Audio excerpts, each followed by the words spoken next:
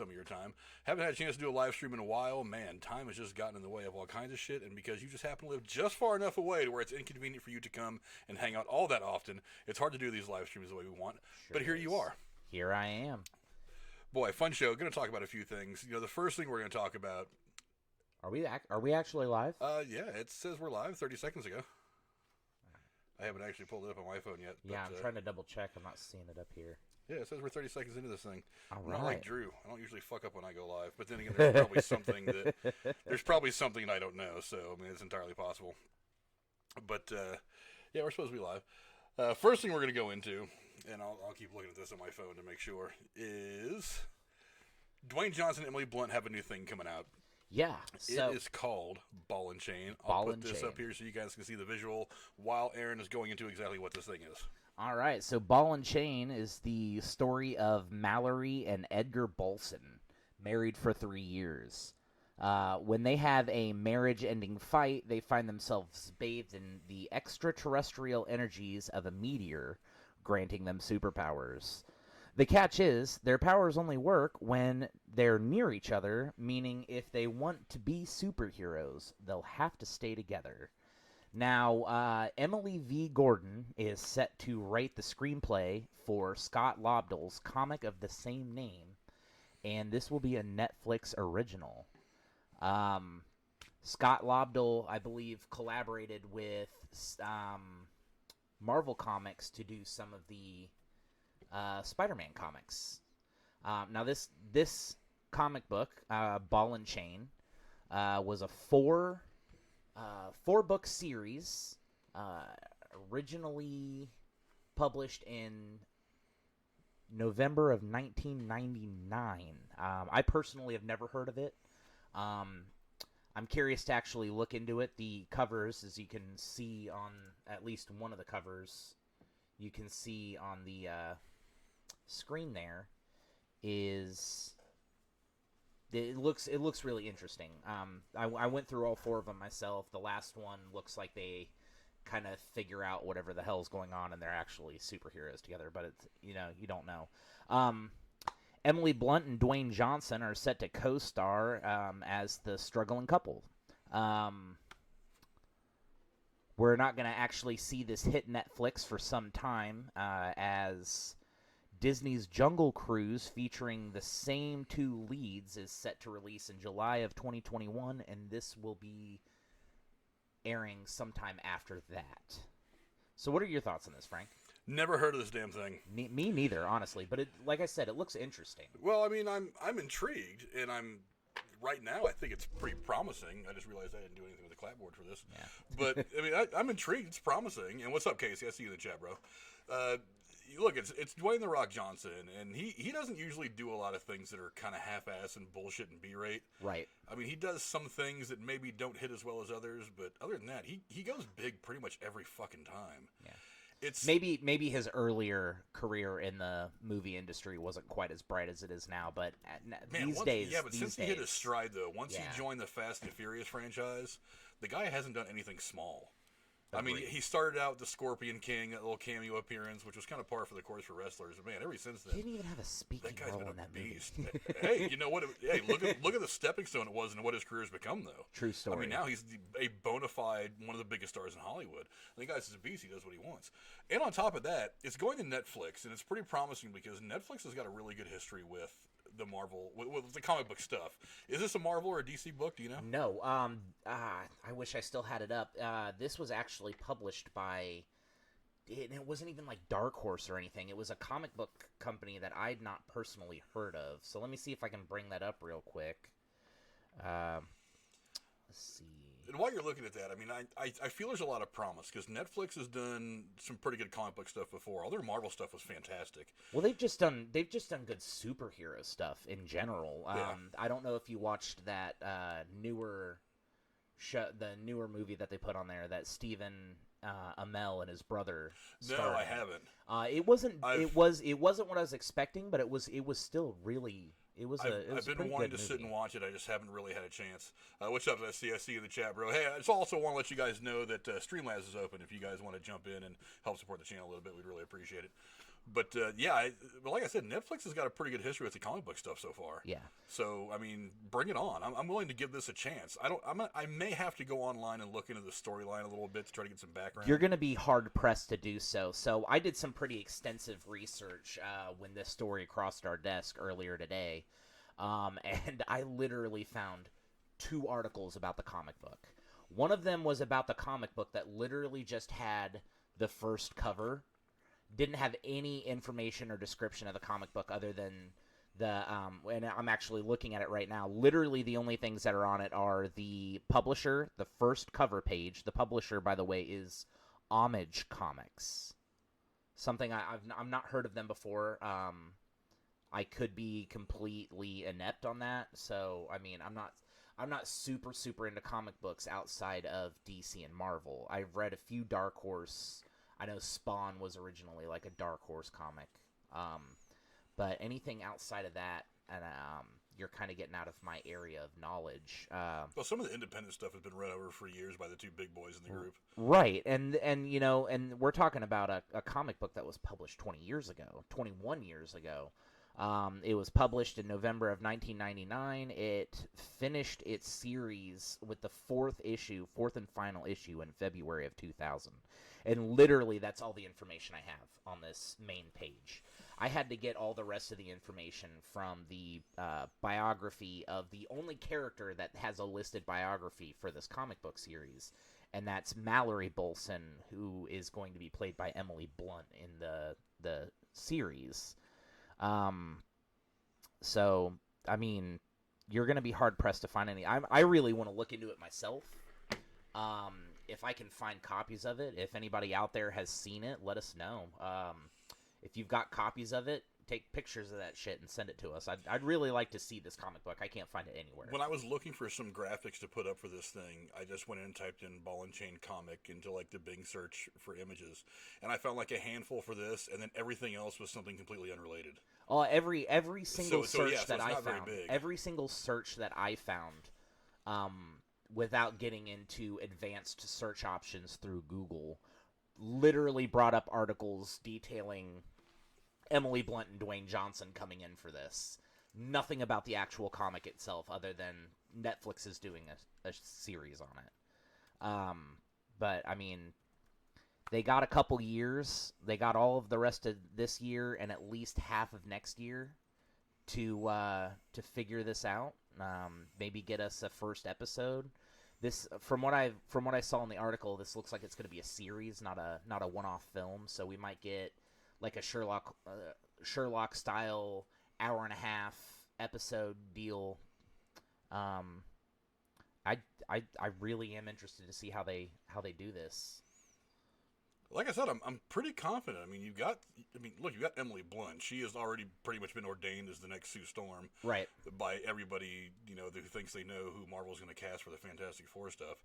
I'm not saying I wouldn't love to actually see her in the role. I mean, she's definitely got her own star power. Then you've got Dwayne Johnson, who's just kind of his own little whole thing, right? I mean, look, and obscure kind of comic book stuff has hit in the past. Remember, Iron Man wasn't exactly the biggest comic book character to come out until Robert Downey Jr. shows up, and then he really exploded. He was not the biggest comic book to come out in Marvel. Yeah, no, I disagree with you on that, actually. The top 2 from Marvel has always been Iron Man and Captain America. But a lot of people, even in the comic book industry, were kind of surprised. They kind of raised their eyebrows and were like, really? You're starting with Iron Man? And I mean, and that was on top of like questioning casting Robert Downey Jr. and all that. And then, of course, it all went the way it did, and we're all perfectly happy that it did.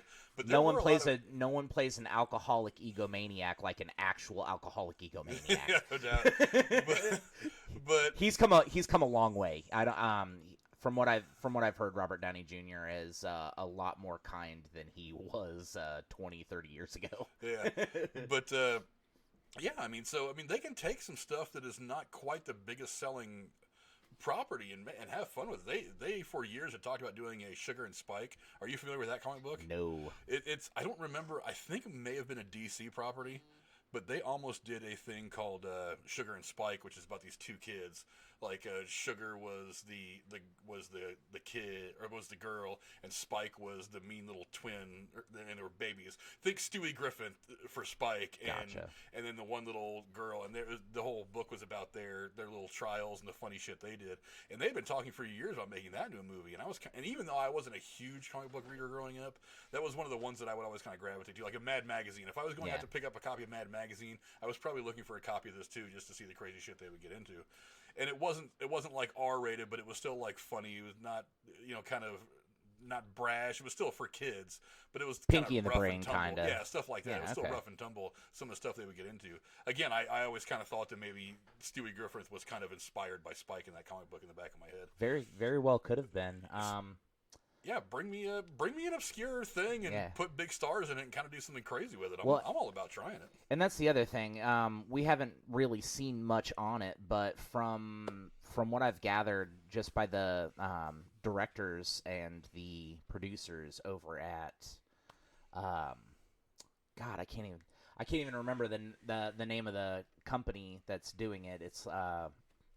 It's irrelevant at this point, but they said that you can see the chemistry between Dwayne Johnson and Emily Blunt, even as their roles in Jungle Cruise, how they mash up in that movie, how well they work together. So I think when that movie actually hits theaters next year, we'll get a little bit of a taste of how well those two are going to work together, and see. We'll have like a little preview of how they're going to interact in this TV show that Netflix is putting together. Again, I'm really excited to see how this plays out, and I will be looking over the course of the next couple months to see if I can't get my hands on a copy of those comic books. Yeah, I'll do a little bit of internet sleuthing and maybe even head down to the comic book store and try to find that one. Yeah.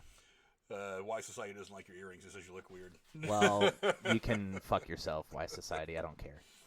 He's just tired of vying with you for my attention. Nah, I'd rather on Twitter all the time. I'd rather have my other ones in. I've got a pair of Bloodstone that are not tunnels. I was wearing yesterday, and the one I was wearing in my left ear fell out and fell into my couch, and I haven't been able to find it. So, oops. Yeah.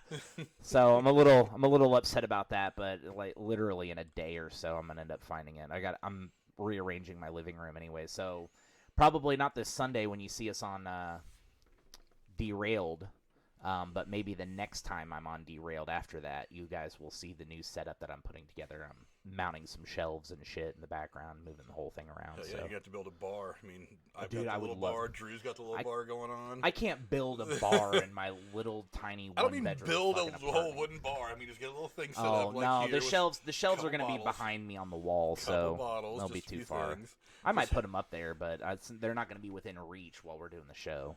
Oh, that's too bad. Yeah.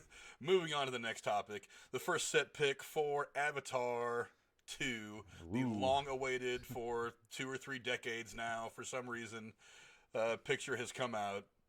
It doesn't show a whole lot. We got a cast member coming back. That's about all I got from that. Yeah, it's not really meant to show a whole lot, but it's it shows what it shows. I actually know. I was actually watching John Campea today, and the girl that's on there with him, Erin, who is a working actress and has dealt with stuff like this, told us what this is. All those little ping pong ball things are actually to help lighting when they're shooting underwater. Yeah.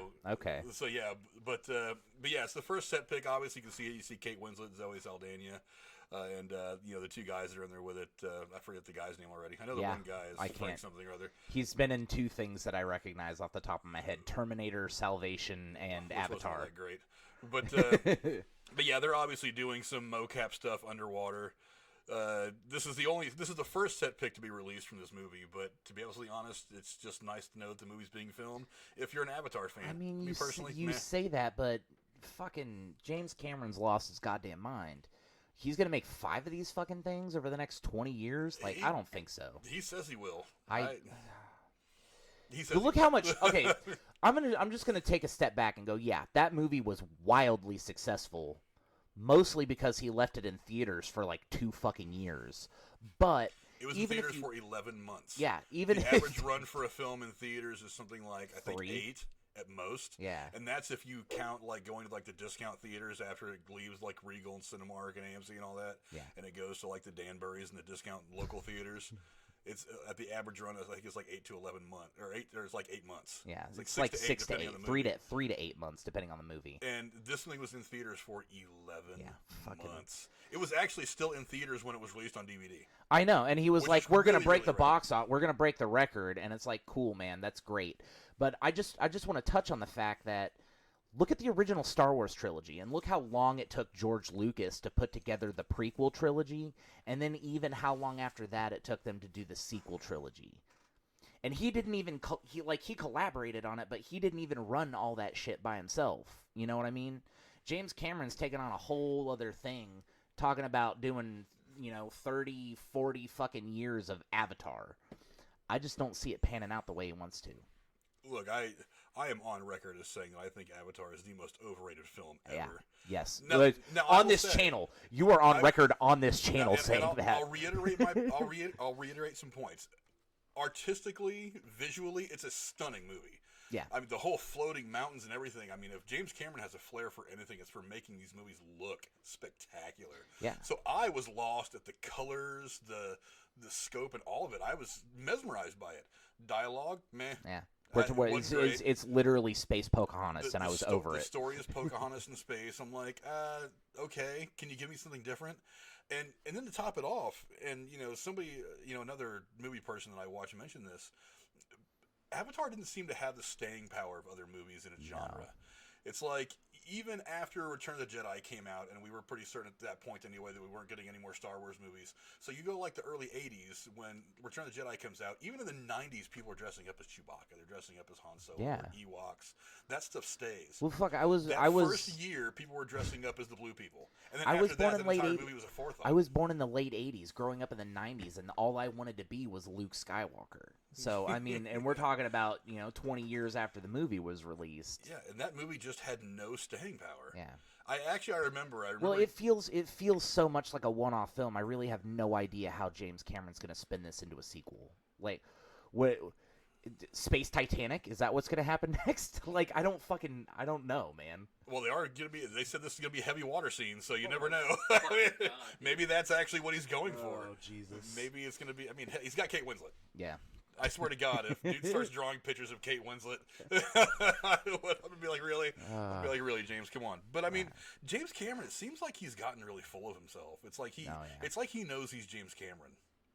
Because some of these really big-name directors, because Scorsese's got this thing right now where he's trying to get this next movie made, and he's actually going around asking like Amazon and shit to put $200 million into a movie with like almost no special effects. It's a period piece, and it's like, why do you need to make that movie for $200 or $200 million? Because I'm Marty fucking Scorsese. Yeah. It's like, well, but even Marty Scorsese made some movies for like $50 million at some point early in his career. You're doing not special heavy effects. A lot of people think that he's only asking for that kind of money because he's Marty Scorsese. And I think it's gotten to this point where, let's face it, what has James Cameron done since Titanic? Other than Avatar? Avatar. Yeah. He's done a shit ton of documentaries which are really good. Didn't he? There was something he did. And I think he was the producer for the new Terminator movie. Yeah. Which I actually think was a decent movie. I haven't seen the newest one yet. It's a decent movie. I saw Genesis. I didn't see, what was it called? He did have something to do with... No, he didn't have anything to do with Genesis, did he? I have no idea. I don't think he had anything to do with that movie either. Because I thought Genesis was like a great concept. I just don't think the execution was very good. I disagree with you on that. I feel like the execution for that movie hit all the points. I love the idea of going back and resetting the past. But how many times are they going to do that? Well, they never really because they already did it technically the first time. Because they never really went back and like reset it.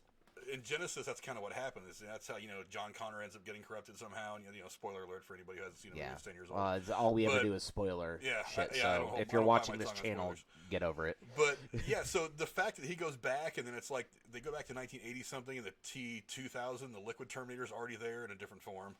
And then they have to go... No, that wasn't the T-2000. That was an entirely different... Then they have to jump forward in time, and he finds out that the whole time she was waiting for Kyle Reese to get there, instead of Kyle Reese trying to find her. It's just... They kind of reset everything. It was kind of like the first Star Wars movie, or the Star Trek movie that J.J. Abrams did. They kind of use that time thing to reset everything and tell the same story again. I thought that was a great concept. It just wasn't very well executed. It is a great concept, and the problem with that is, in all reality, I think Dan Harmon and Justin Roiland hit on this perfectly when they were talking about... What's up, this was you, homie?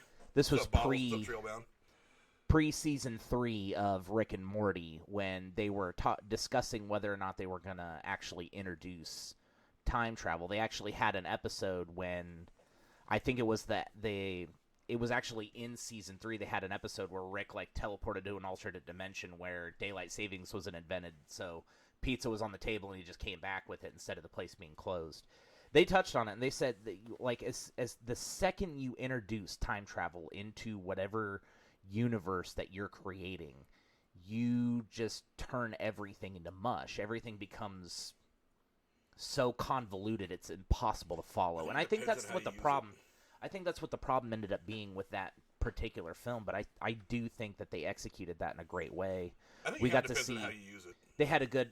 It also made for a good explanation as to why Arnold was as old as he fucking was. Because I mean, let's face it, you can CGI him to look like he did in fucking 1980, like they did in Salvation, for that one scene where the very first version of that Terminator comes out of the vat to fight dude. But that doesn't look good. You can't have that for the whole fucking movie. So I think they did a good job with it, and I did like how at the end they brought him back because he like landed in the bed of nanites and they fixed his body and shit. So that was kind of wild. Yeah. So I mean, I feel like they did a good job with that one. Like I said, I haven't seen what is it called, Dark Fate. Yeah. I haven't seen Dark Fate yet. I was kind of irritated that they jumped to Dark Fate. That's not a direct sequel to Genesis. It's like a fucking offshoot. And that's what the problem is. Once you mess with time, I guess you can make whatever the fuck you want to and just claim it's part of an alternate timeline from the original. Like, it just... Yeah, but you can blame the X-Men for that and their continuity schmontinuity stuff. The problem with that is they tried to reboot the series without ending the original one and then bringing in the, like, oh my god. Days of Future's Past was a great movie, but Jesus Christ, they should have never brought both of those set to characters together like that. As cool as it was to see Patrick Stewart and James McAvory both play Professor Xavier at the same time, it didn't make any fucking sense. Yeah, the lead up to that was really all over the place. That's why I still haven't seen Dark Phoenix. Oh, you're not missing out too much. It was a cool concept to bring in. What is it? Apocalypse, I think is his name. It was a cool concept to bring him in and have him. It wasn't Apocalypse, was it? It doesn't matter. The original mutant. It was cool to bring him in, but they really didn't execute Phoenix very well for that movie. Yeah, they didn't execute. Oh wait, no, that was. Stuff. Was that Dark Phoenix? No, that wasn't Dark Phoenix. No, Dark Phoenix is the most recent one. It was the last one that came out right after they made the deal to sell all the shit to Disney. I don't know that. That's one of the reasons I still haven't seen it. I don't know that I saw that one yet. What was the one that I'm thinking? You're talking about Age of Apocalypse. Yeah. I don't know. Even that movie was kind of a little sketchy at best. Not bad. But I again, it's Avatar was not. It just wasn't all that good. And then to top it off, it wasn't a movie that had a whole lot of staying power. Like I said, a year after that movie left theaters, nobody even really recalled it. People were already back to watching, A New Hope 3 times a day because it didn't have it. It just didn't stay. And so the longer and longer you wait for a movie that didn't really have a lot of staying power anyway, for some of these guys to come out and say, "Oh yeah, we're gonna break Endgame's record." Yeah. You're gonna be hard pressed. You're gonna be hard pressed to do that shit. Well, honestly. In all fairness, he says the one guy said that this all happens before pandemic stuff. Yeah. So I think one of the things that works against him is that theater attendance is going to be a bit shoddy for the first 6 months after everything opens back up. I don't know that it will. People are already itching to get back to being able to do things like go to movie theaters. I imagine. Don't get me wrong. First day the movie theater's open, I'm going to see something. I don't care how bad the movie is. And exactly, and I think that's going to be the case for a lot of things, and it's going to break the box office for some of these movies that normally wouldn't garner that much attention. We're going to see things rising to the top of the charts that probably shouldn't be doing that, just because so many people are like, I want to get out of the fucking house and go see a movie. Yeah, but the hardcore cinephiles, the moviegoers like you and me, are going to be like, just give me a movie I can go see so I can do whatever. You know, me and you do a review. Just something to kind of get back into something more normal than what we've known for the last 6-8 weeks.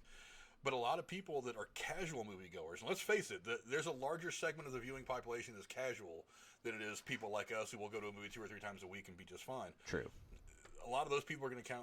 I'm going to wait another couple of months just to make sure. I'm going to wait another, whatever. I'm not. There's not a lot of movies coming out right now because everything that was supposed to come out in the spring and summer season has all been pushed to November anyway. Black Widow and all this other stuff. I can't wait for that. They pushed the Fast and Furious movie back a full year. Oh, fuck that! Nobody wants to see another Fast and Furious movie. I don't know. They make money. Lots of people are going to go see it. Whether they're good or not is something else. Is another argument entirely. But anyway, I mean, hit the comments below, guys. Let me know what you guys think. You guys excited to see Avatar? What do you guys say? As far as this set picture is concerned, it doesn't show much. They're doing some shooting. Sam Worthington's riding a pool noodle. I mean, he's obviously you can see the mocap stuff they've got on. They got the dots on the face. I don't know if you guys were able to see it on the bigger picture or not. You got the dots in the face. They're wearing the headgear and all that. But yeah, heavily underwater is kind of interesting to me because now that I think about it, a lot of the last movie took place in the air. It was a lot of aerial stuff. Yeah. So going underwater and exploring that part of the world is interesting. It'll be the same but different, if that makes any sense. Yeah. So we'll get to see all that, but I'm just not. I don't care. I didn't like the first movie enough to care. I don't care either. I'm gonna go see it because as you mentioned earlier, James Cameron put out a stunning visual display, and I'll go to see it just for the artwork if that's what it comes down to. The story can be shit, just like it was last time. I'll still go see the movie. I'm not gonna go watch it like 5 times like I did the first Avatar. That's for sure. Yeah, I'm just really, really worried that James Cameron is just going to do what Scorsese is. He's like, hey, I'm James Cameron. I'm just going to make this movie. It's going to make $2 billion. Isn't he already doing that? Make it good. He's already doing that. Yeah, but I mean, seriously, he did Titanic, and that made him a whole ton of money, and Avatar, ton of money, and then since then, what's he done? Exactly.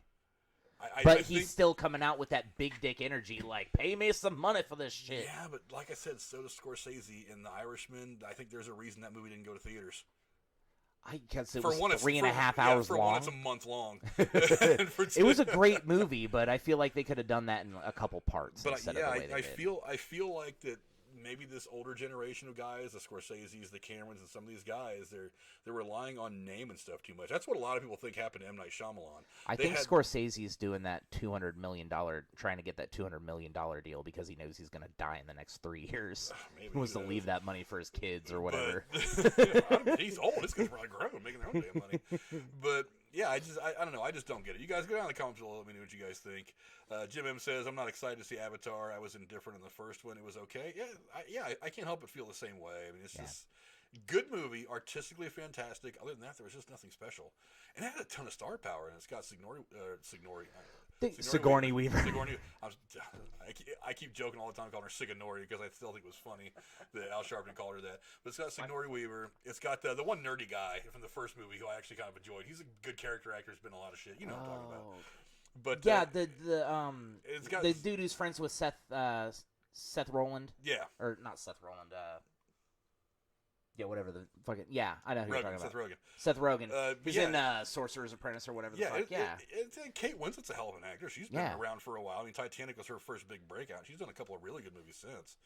I mean, so you got Zoe Saldana, who's fantastic, of course, and obviously you're going to have these two characters again, the centering, and I thought they were good characters to kind of build this whole thing around. The concept was brilliant.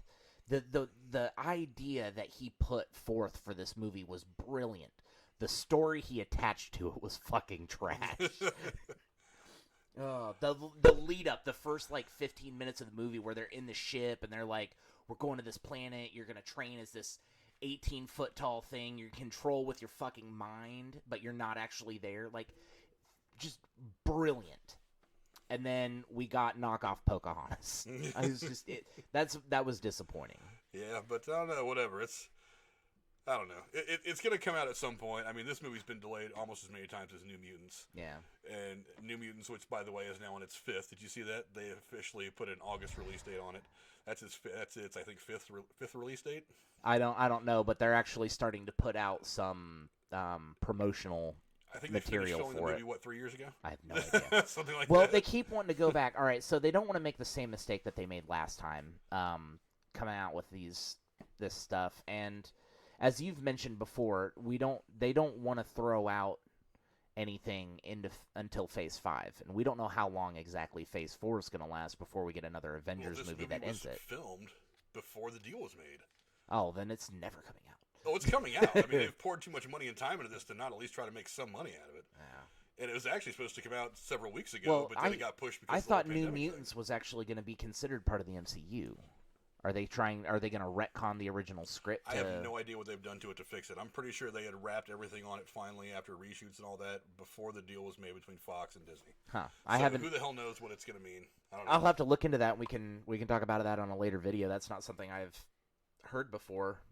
So call me uneducated. We'll see what happens.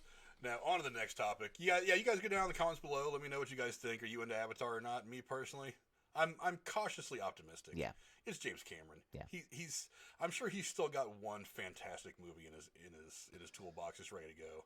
He's ready to pull it out. But like I said, he's been doing nothing but documentaries and shit, getting all environmental since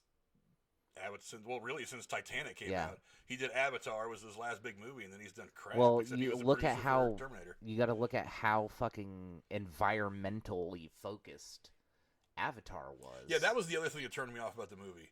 It's like I don't mind putting that kind of thing in there as like part of the backdrop, but he was so overtly like, save the planet, save the planet, like, save the planet. Calm the fuck down, dude. Just tell me the story. Just calm down. Stop browbeating me about your shit, your opinions. I get it, and I'm with you. Out. That's what the next one's going to be about. So the first one was about them destroying the home tree or whatever the fuck, right? Yeah. So the next one is they relocate and their species evolves enough to survive underwater. And instead of a home tree, they've got like a home coral reef that's getting polluted. I'm willing to bet that is exactly what is going to fucking happen. Oh my fucking god! He's just going to jam this environmental shit down our fucking throats again. Anyway, moving on. Aaron was telling me today when he came over that he heard about a giant, maybe not giant, but a mutant that was caught, that they found 1,000 years ago, that this bitch right here, and my goodness, I want 10 million year old prehistoric spider that from what I was reading is said to be a cross of, it's like before spiders and scorpions split to be separate things. They were it looks like it was at one point one species. This spider is the stuff of fucking nightmares. It is insane. Yeah, you guys are seeing it on the screen right now. It is. Yeah, encased in amber too. Like that's impressive enough as it is. We should write a movie about a giant one of these that just takes Fuck over. You. When I first pulled the picture up to show you a couple hours ago, I distinctly recall you saying that thing looks like a fucking alien. It legitimately, in a couple of the pictures, it looks like one of the face huggers from Alien. It does. Yeah. That's like, no, get out of here with that. This year has been bad enough. We don't need that shit coming back to life. Please do not reconstitute one of these fucking... Do not add water to this thing and bring it back to life. I'm already fucking terrified of spiders, and this thing is literally the stuff of my nightmares. I love spiders. We were talking about snakes earlier, watching a bunch of shit from Tyler Nolan and Chandler's Wildlife on YouTube. These spiders are fascinating. I've read all this shit that says, like, if spiders were the size of house cats, they would replace man as the dominant species in this planet. Fucking doubt that. But, like, if they were that big that, like, most human beings couldn't, like, pull away from the webbing... Oh, that is so cool to even think of. I would never want to experience it, but it's so cool to think of. In school, there's a couple reasons why I'm absolutely terrified of spiders, just in general. But when I was in school, we had to cover stupid shit, and one of the topics that we had for like a 3-month period was just Australia for some fucking reason. And they have 2 of the most venomous spiders on the planet in Australia. And it's said that within the first like 30 days that they begin construction on a house out there, at least 1 or 2 of those spiders are already living in that house. So by the time the house is constructed, you're already fucked. Do you know how dangerous Australia is? Literally everything there will fucking kill you. The place looks beautiful. I want to go so fucking bad, but it scares the absolute shit out of me. And spiders are fucking crazy, dude. I like Spider-Man. That's about as close as I want to get to that shit. I would love to be Spider-Man, but good luck fucking like getting the spider to fucking bite me. You'll have to pull one of those fucking YouTube videos where they like milk the fucking venom out of them and just inject me with the shit because I can't fucking deal with them. Dude, just the concept of a hybrid of those two things is so interesting. Fucking God. Well, I mean, I don't know how true the hybrid is. I mean, you can see in the picture that it definitely has a tail of some kind. That it could have had a stinger on it. Some people are saying that it definitely is a scorpion-style tail, but, I mean, the only picture I saw was it curled up, so, I mean, you can't really make too many inferences unless they found more of them than just the one. But that thing, oh my God, dude.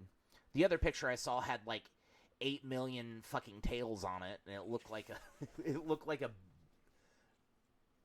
glitched out honeybee on its ass. Like, looking at it right now, part of me kind of wonders if that weird elongated thin tail isn't just kind of like the way one of his legs got caught. But then I kind of look up towards what I think is the head of this thing. It looks like one of those legs is just broken off. So that's why there's only 3 on the one side. I don't know. But the way that leg looks does not compare proportionately to the rest of its legs. So I don't believe that it is a leg. I'm pretty sure that is. Well, you can look at the way that it's attached to the body. I'm pretty sure that is some form of a tail. It almost looks like a silverfish tail. You know what I mean? Yeah, but it looks way more articulate. It looks like it has the ability to articulate as opposed to just being like a thing out there as a feeler. You know what I mean? They pull some Jurassic Park shit with that. Dude, this is not the year. This is not the fucking year. Yeah. Dr. Hammond, you need to back the fuck off this shit. Don't drill into that and get any blood out of this thing. No DNA. You're going to end up you're going to release this thing in San Diego. We've already done this. Goddamn dinosaurs tore up San Diego. Learn your lessons. Yeah, I would just love to like be around to check like DNA sequencing and shit from that, just to look at it. God, it's just so wild. I mean, this whole evolution thing we were talking about earlier, some of the crazy evolution shit that people think, whether it's true or false, or whether we even give a shit about believing it or not. It's just kind of crazy. Yeah, I'm blown away by just how cool this thing looks. Yeah, no, I'll give you that. It looks like something that would have existed, 100 million years ago alongside. It looks like it had to survive up against things like dinosaurs. You know what I mean? Like, oh, well, I got to grow an extra appendage to make sure that I'm not stepped on. I didn't take out some dinosaurs that are, 800,000 times my size. Trailbound says the spider got caught in his ear for 2 hours one time and it totally sucked. Yeah, fuck that. Oh, are you the dude? Are you the dude on YouTube that I saw? They were pouring hydrogen peroxide in his ear, and the spider was poking its head out and going back in. Jesus Christ, dude. That would suck. No, that shit's. All right, so when I was in Hawaii, there's two things about this. We had training, field training, up in the mountains.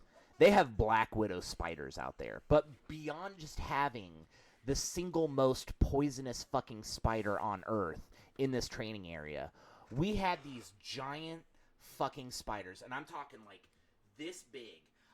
We didn't have like, regular running water bathrooms while we were out in the training area. We had porta-johns.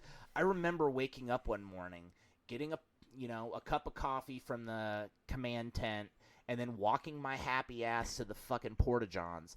I opened up the first one that was available, and I shit you not, there was a spider web taking up the entire corner of the fucking porta potty. And there was one of these big-ass tarantula-looking motherfuckers eating a bird. An actual fucking bird. And I was like, fuck this. Absolutely. I didn't even have to go to the bathroom anymore. I just turned around and left. Like, nope. He's like, I'll hold it or eat it or something. We're leaving this firing area in the next 7 hours. I'll hold it until we get to the next one. My son's godfather served in Afghanistan in the early part of the War on Terror. Oh, them fucking camel spiders, yeah, dude. He was those things run at 30 miles an hour. They can keep up with a fucking Humvee. He was telling me they used to shoot at him. Like they would go they would go out to the firing range, and if they saw some out on the range, that instead of shooting at targets, they would just take pot shots at these fucking spiders. He's like, they were so big you'd see them scurrying from so many yards away. They are like this big. Now, granted, the body is only like that. But their legs are like this fucking long. They're that thick and yellow. They're fucking terrifying. I had a buddy actually one of the like sergeants or corporals at the time while we were in pre-deployment training in California was telling me a story about how the last time he was on deployment they had like this little tunnel thing underneath the base, but they like used it for storage because a lot of you guys probably don't know this. Any kind of large round ammunition that uses powdered accelerant to fire it, you have to keep temp logs on it because if it gets too hot, it's not going to perform right. You're out in the middle of the fucking desert. Or worst case scenario, explode. Or exactly, and you got to have it stored in a proper area. Well, they had dug out like one of these trenches inside the fire base, and made it like a tunnel, and they had used it previously to store fucking their powder and shit so that it wouldn't get over temp. When they originally got to that fire base to relieve the next people.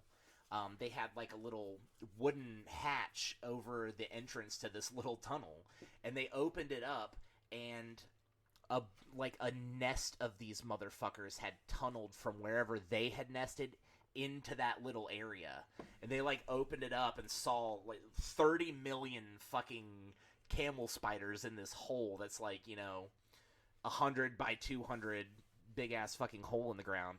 They closed the hatch, grabbed all the fucking smoke grenades that they had that they didn't need to use, popped them all at the same time, tossed them in there, and just closed it. And he said they could literally hear the spiders screaming as they were fucking being suffocated in there. Like,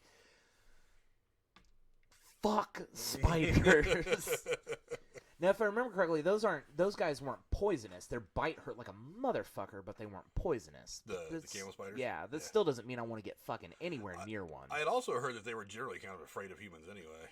They have the same kind of tracking ability that killer bees have, from what I understand. So if one of them has that aroma go off, if they peg somebody with that scent, they can track it up to 3 miles, and they can travel 30 miles an hour, and they will hunt as a pack. It's fucking terrifying. Damn, bro.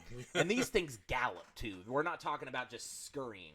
They, like, the front 4 legs, the back 4 legs, they gallop like a motherfucking horse. That's how they can go so damn fast. I'd pull out a fucking minigun if I'd have been with my dude out in Afghanistan. Just been like, oh, dude. Fuck all that. Fucking, no, just, like, fuck all of those. Fuck spiders in general. I don't fuck with spiders at all. I had a bad experience with a brown recluse as a child, so really? I was already, because, they're native to where we live. You know that, right? Yeah. So I had a bad experience. One bit my grandmother, bit me, bit my mom. Oh, I guess we had like 2 or 3 of them in the house when I was younger. Didn't cause, it was like they were so young that they didn't have quite enough buildup in their venom to, cause lethal damage. So, we didn't lose any limbs or anything like that, but it was still fucking terrifying. And then I think I must have been like 15 years old. I was at a buddy's family's farm somewhere up country here in state, and we were playing out in the farm, and they had like just spare 10 sitting up against the barn, and we did dumb shit all the time. One of them shot like a 12 gauge shotgun at a hay barrel, and we didn't know what was on the other side of the bales of hay, and he blew up 4 cans of propane and took out a barn and killed like 3 animals in the barn. Oops. Yeah. So I mean, always dumb think shit. About what's behind your target when exactly. You shoot kids. Well, I mean, we were young, so it's not excusable by any means. And I wasn't personally there for when that happened. I just remember going the next time and being like, "Hey, where's the barn? Oh yeah, we blew it up." Fucking. But while we were there, they had this like spare tin leaning up against the barn. Somebody knocked it over, and I shit you not, like tarantulas were on one end of it, and they started walking towards us, and they literally, as they were walking to us, it was ringing so loud. I was like, "Fuck that!" Don't they have like the big hooks at the end of their legs to like grab onto shit? So and it's like they're hard. They're like fingernails. Yeah. So you can well, hear it's them. tin. It's like fucking sheet tin, so it was super thin, and it was making that loud ass clang every time. It was just fuck, dude. Well, you know my cousin Big Joe. Yeah. He was in the hospital for a while years ago. He got bit by a brown recluse, and they said there was like a chunk missing out of his leg. Yep. Like all that shit had like fucked up all that skin and tissue. Well, yeah, because it literally is like necrotic. It will literally eat the tissue. One of my uncles almost lost his arm. He got bit out in Okinawa. He had to take like 3 months of leave out of the Marine Corps because he literally got bit like on the edge of his elbow, and it almost took off his arm from here down. Damn. If he hadn't caught it sooner, because he was just like, it's just a normal spider bite. And then they finally looked at it, and he was like missing this much of his arm, and they were like, yeah, bro, that's that's not this good. Weird thing they found in amber, do you think it was probably venomous? Oh, absolutely. I mean, look at the fucking thing. Are you kidding me? Well, I mean, I don't really know a lot about how venomous insects, how they're designed and put together. Well, like you got to look at watching that guy on YouTube, and I know a little bit about venomous snakes. Watching that guy do his thing. So you gotta follow the Indiana Jones recommendation when it comes to things like scorpions. Now, with this, I know it is a spider, but technically scorpions are also arachnids. They're from the same family. The bigger the scorpion, the less likely it is that it's going to actually kill you if you sting it. It's the small little motherfuckers that you got to worry about. And you can't tell by the size on that screen, but I don't think that thing was all that big. Like, that amber rock couldn't be more than maybe that big. So that motherfucker is tiny in comparison to some scorpions. I bet that thing could kill an elephant easily. Like I said, maybe. like I said earlier, it's from 100 million years ago. It also depends on the potency of the venom too. Well, yeah, it has to have. I imagine it has to have some kind of venom potency in it to be able to survive killing a dinosaur of large proportions. So I imagine if that thing got reconstituted and stabbed a human, like, they'll bubble and explode. It would be a really cool special effects kind of death. Yeah. Anyway, go down in the comments below. Let me know what you guys think. Would you guys like to find this spider crawling around in your bed sheets? I'm willing to bet a lot of you are going to... Yeah, Aaron's already like, oh my god, I don't even want to think about that shit. Spiders. Absolutely hate spiders. All right, moving on to the next topic. There was a big-time shooting in Portland, Oregon. We're showing you the picture of the cop car right now. And go ahead. Do you have the article in front of you? It's reloading because I pulled up a different article, but yeah, I've got it up right here. So at while they're looking at this, go ahead and give us a little bit about that's the shootout. the wrong thing. Where is it? Here, there it is. Now I got it up here. So at 4:15 p.m. On April 10th. So this was a month ago, actually, that this happened. This isn't breaking news. This was... I don't know why breaking 911 was just put it up there an hour ago, but yeah, whatever. I have no idea either. Yeah, it was posted today, May 13th, but the article says, on April 10th, 2020, at approximately 4:15 p.m., deputies at Klamath County Sheriff's Office in Oregon, Portland, Oregon, responded to a report of a domestic disturbance. The initial report indicated that an intoxicated male was trying to take his children. I'm assuming that the parents had been separated, obviously, at that point. 911 announced an attempt to locate the vehicle after the male left. When deputies arrived, he had already left the scene with his 6-year-old child in the vehicle with him. They put out a description of the vehicle and details of the suspect, who they believed to be intoxicated, and that he had the 6-year-old child in the vehicle with him, and he was carrying an AR-15 with him at the time. Short time after the APB was put out, a state police trooper saw the vehicle, began the pursuit. They had to throw down road spikes to stop the vehicle. Once it finally did stop, the driver exited the vehicle and opened fire on the officers. Law enforcement returned fire. One officer was injured. The suspect was declared dead at the scene. And miraculously, the child was completely unharmed. Supposedly, or allegedly being in the vehicle the whole time, I would imagine. 6-year-old probably in some kind of restraint. Hopefully. I mean, I know that my 6-year-old uses a booster seat, so she can actually unbuckle the seatbelt if she wants to. But I imagine if shots are firing, she's probably ducking in the fucking car. I don't know. We can't guarantee that her father was mentally aware enough to strap her in, considering he was dumb enough to shoot at cops in the first place. True story. So, and that's where this story has ended. At this time, we don't have the names of the individuals who were involved. It's pending further investigation. The major crimes team at Klamath County is investigating the Klamath Falls police department that were assigned. Pursuant to their policy, the officers that were involved have been put on administrative leave pending that investigation. But I mean, this seems like a pretty cut and dry case. I mean, you got the picture up there that depicts the police car, for fuck's sake. Like, look how many rounds this guy drove into that cop car before they finally took him down. Like I said, it's a miracle that child wasn't injured. There's 7 rounds that I can count just in that windshield alone. Yeah. I'm not looking at the detailed larger picture. There's 1, 2, 3, 4, 5, 6, 7, maybe 8 that I can kind of see. One of them's kind of obscured towards the top. Guys, don't shoot at cops. Yeah. Why? Don't drink and drive and respond. then try to take your child armed to the fucking teeth. It's like this guy made 17 really stupid decisions before he decided to shoot at a fucking cop. Yeah. It's like, don't be stupid. And if you get in trouble, don't shoot a fucking cop. Yeah, I'm gonna quote Especially one of my endangering your kid. I'm gonna quote one of my favorite news YouTubers. Shout out to Philip DeFranco. He actually has a shirt that you can purchase. It's brought back by popular demand for a limited time on his channel. Go check him out. It's "Don't be stupid, stupid" T-shirt.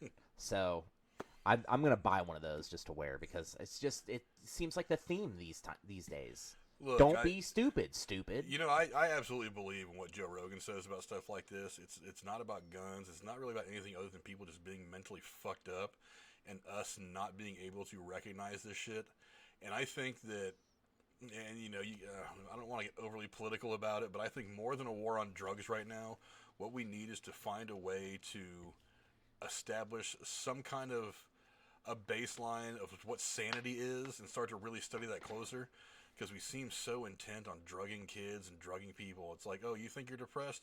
Oh, here's whatever the fuck drug they give you to fight depression. I don't even know what the hell they give you anymore. Well, there's like 8 to 10 different variations of them, and so all it's really those hard. It's like you go look at all these things, all these people that do these mass shootings. The one thing they have in common is they're all kind of fucked up in the head. Yeah. Well, I mean, honestly, who isn't these days? That's what it boils down to. Fair enough. I mean, look, there's a strong case that anybody could make that both you and I are a bit fucked in the head. No, I am no. This is not debatable. I am fucked in the head entirely. But nobody worries about me owning guns because I'm not one of those people. It's like, because when I get mad, the first thing I don't do is I don't reach for my fucking 9 or my rifle, you know? Yeah. It's like, I might blow off some steam and yell and scream, but I do that to cool off. I always tell people it's when they get quiet is when you need to start worrying. Yeah. But it's like, if I'm yelling and stuff, I'm getting it all out of my system, and then after I yell at it for a few minutes, okay, I'll be like, all right, I'll take a deep breath, I'm going to approach the situation a bit more logically and rationally. But it's like, not everybody's like that, though. Yeah. I mean, a lot of people are going to get super salty when I say this, and I don't mean to get political, as you said. It's, you know, this isn't the right format for us to be getting super political, and it's obviously not the right crowd to be going into it with right now. But, I mean, there's a reason why you have to take a written test and then practice in front of a police officer to get a license to drive a vehicle. But you don't need that to own a gun. You just have to be old enough and not have a criminal record. But yeah, and even as a gun owner, I'll have to say that that's probably not always enough.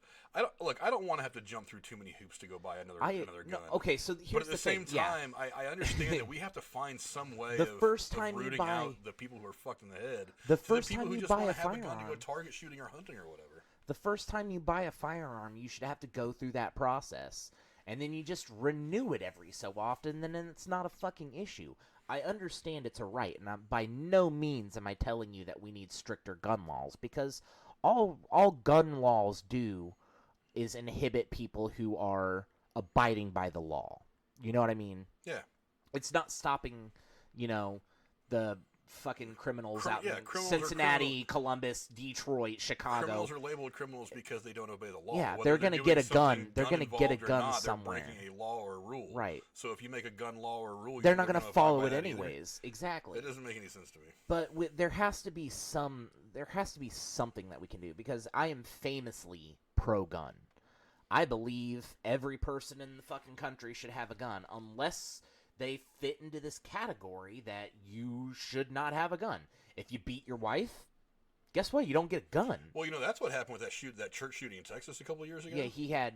Yeah. Well, he got charged with that, and we talked about that last Sunday. I think we talked about it on Drew's show. Yeah. Yeah. He beat his wife got while he was in the Air Force. They didn't file it properly, and he was able to get a gun. And that's why he was able to go buy the guns that he used in that shooting. Yeah. And everybody was bitching about, oh, well, if he beat his wife, why didn't it? It was a paperwork snafu. Yeah. Somebody with the Air Force didn't file some paperwork with the FBI or with the authorities. And that's what it boils down to. Yeah, I'm not saying we need stricter gun laws. I'm not saying we need to make it harder for law-abiding citizens to get weapons. We just need to control the initial influx of people. Like, once you hit, in our state it's 21. Once you hit 21, you can't just go to a gun store and be like, I want to buy me a pistol. You gotta fucking, there's some steps. I like how you say that with a southern accent. Exactly. you gotta have some fucking steps. Well, walk into a Rural King and tell me those motherfuckers aren't talking in a southern accent at the counter. Come on. But seriously, there should be some steps involved, and I'm not trying to make it difficult, and I'm not saying someone should come and take your guns if you already have guns. But I think if you want to own a firearm, which is your right to do so, just as much as it is a right for you to be able to go and take a driver's test, there should be some kind of qualification. I mean, I was in the Marine Corps. They didn't just, hand us a rifle and bullets and say, shoot the fucking gun.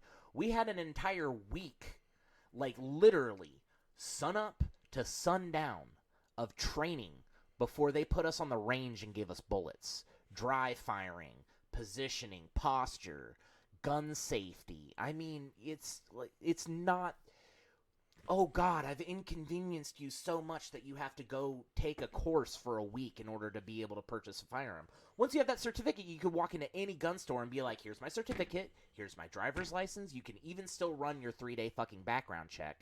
I can get a gun now, uninhibited whatsoever. Any kind of fucking gun I want to. That immediately lifts issues like automatic weapon bans. You want to buy an automatic weapon? Cool, have your automatic weapon because you've already been certified to own the shit. You know what I mean? Like, you want to have a fucking crazy-ass gun that you're never going to use for any purpose other than insanity? Sure, but you have to pass these tests in order to get it. You want to have a Browning M1919 fucking screwed into the back of your Toyota pickup truck for apocalypse times? That's great, man. Take the class. I want a twin 50 cal gun coming out of the roof of my Buick LeSabre. That's what yeah, I but want. you gotta, and then beyond even just that, you gotta think like that kind of gun's not gonna be fucking cheap. We're not talking about people who are just hit 21. They just got fired from their first job at McDonald's, and they go out and spend $5,000 on a fucking 50 caliber machine gun, and then take it into McDonald's and shoot the place up. Oh yeah. So that's never gonna happen.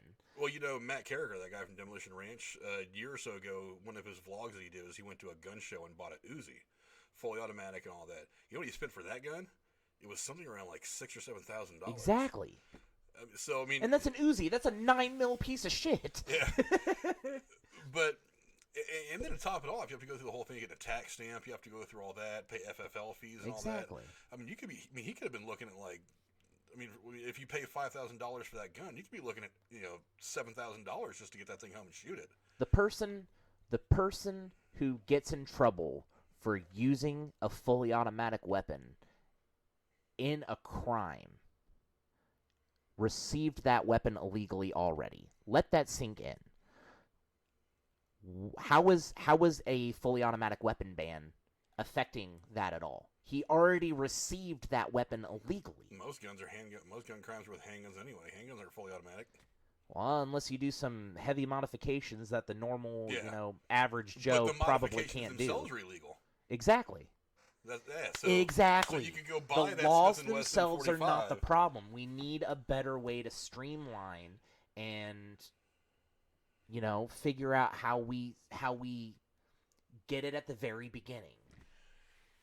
If we make it legal, if we make all the guns you want to have illegal, maybe explosives excluded from that. I don't need somebody with an actual, RPG or a pack rolling around of with the C4. AT4 walking into fucking in the subway. Or am I being a sheep? You don't need you don't need something like that, obviously. But if you want to have, a fully automatic AK-47, there's no reason for you not to have it, as long as you can pass the test and the training course and be certified to own the thing. A police officer has to tell you that you passed a driving test. Why isn't it that a police officer has to tell you that you passed your gun test? You can take it multiple times.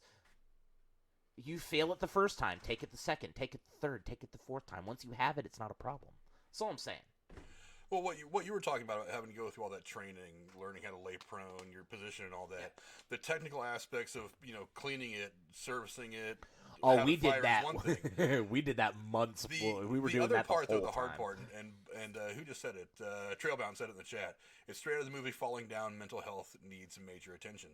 I agree. It's that, because I'm willing to bet that Michael Douglas's character in that movie probably had no priors. He had no whatever. He was a family man, wife, kid, but he's going through a divorce in the movie. And it's that one thing that could set somebody off. That's the hard thing to kind of factor in for, because you never know when somebody's mental state cracks.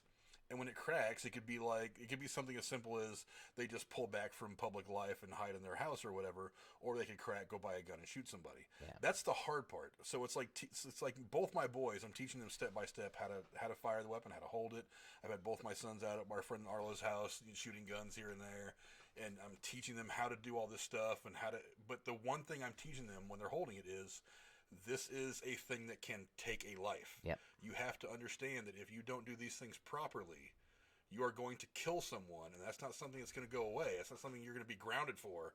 Yeah. That's something that's going to have long-lasting repercussions, even for someone young like my 12-year-old. Yeah. If something like that happens, it's going to follow him for a long time. Forever. Not even just a long time. Forever. And one of the things that they always talk about is, whenever one of these mass shootings happens, is that it's not the gun. It's not us teaching them to use guns, how to use them, whatever. It's teaching them the value of human life. Yeah. So I tell my kids all the time, hey, you okay? Everything going on at school? What's going on? You want to talk about anything? And my kids are like, nah, everything's fine. Okay. And I'll watch them. I won't just accept that and walk away. It's like I'll watch them for a minute, see if their facial expressions change, and see if I got to press the issue. Because I want my kids to know that pulling that trigger is not an act that you're going to be able to live with afterwards. Right. You can't get the bullet back.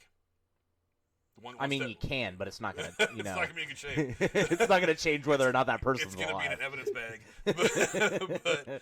But I mean, yeah, I mean, you can't. I mean, once that trigger's pulled, that's it. The ramifications are long lasting. You've affected a whole lot of people, and you can't undo what you did in that 1.5 second. And I was talking to my girlfriend the other night. We were talking about one of these shootings that had happened recently, and I was just like, it was one of the officer involved things, and I was like, it's really hard as a police officer. You have a millisecond to make the decision, but you have 6 years to tear it all apart, break it all down step by step, to see what someone did wrong. It's like, sorry, in that millisecond, somebody breaks into I don't want to kill anybody. If someone breaks into my house with the intent of hurting, my woman or any of my kids, they're going on a t-shirt. Yeah. Sorry. I mean, I don't want to hurt your family, but I will kill you. Yeah. And I won't do it because it's fun. I'll do it because I have to protect what's mine. And I think that's a great law to have, honestly, what we call the castle law. It's here in Ohio. They have it in Florida. Some places call it stand your ground, where it doesn't even have to be inside your own home. But I think even the stand your ground laws, for the most part, though, like, if you're still only allowed to meet force with force. So if somebody pulls a knife on me, pulling my gun can still be kind of a shady issue. I don't know. And also, did somebody try to defuse the situation or walk away before it got to the point where they felt like they needed to pull their firearm to defend themselves? Well, I know that in cases of castle law, as soon as somebody enters your house, if somebody is breaking and entering into your house, and like they broke the door open, you're there, you have a gun, you don't have to be in danger. Them entering your house is enough of a threat for you to be able to take lethal force. My grandfather used to joke long before he died. if somebody broke into his house, he would shoot them. And if they fell out the front door, he would drag their body back into the house and shoot them again. I always tell my son, it's like, don't shoot for the head unless you absolutely have to. There's those two places you go for the kill wound. You go for the heart or you go for the head. I was like, me personally, I'm going for the shoulder. I don't want to interrogate him before the cops get here. I want to know what the fuck they're doing, who's around, who sent them over to my house. I'm getting all these answers before the cops get there. As soon as the cops get there, they can take it all over. But I might have to go find out some shit on my own. Yeah, I think that's a great mindset to be in, but I'm kind of a little pre-programmed to go to the chest, one to the head. Like, hey. If I ever own a firearm and somebody gets to the point where they, break into my house or, pulls a gun on me, threatens my life, it's two to the chest, one to the head, and I don't have any fucking control over that. It's just automatic. If his intentions are clear, then sorry, buddy, you're eating one. Yeah. I'm hitting you right in the left eye. Yeah. But I mean, if someone's just like breaking in, it's like, no, blow the back of their leg out, I'll kneecap them, and then when they're down, I'll be like, all right, why don't you tell me who you are? Gun side shoulder. Gun side shoulder. Gun side shoulder. Hit that brachial nerve.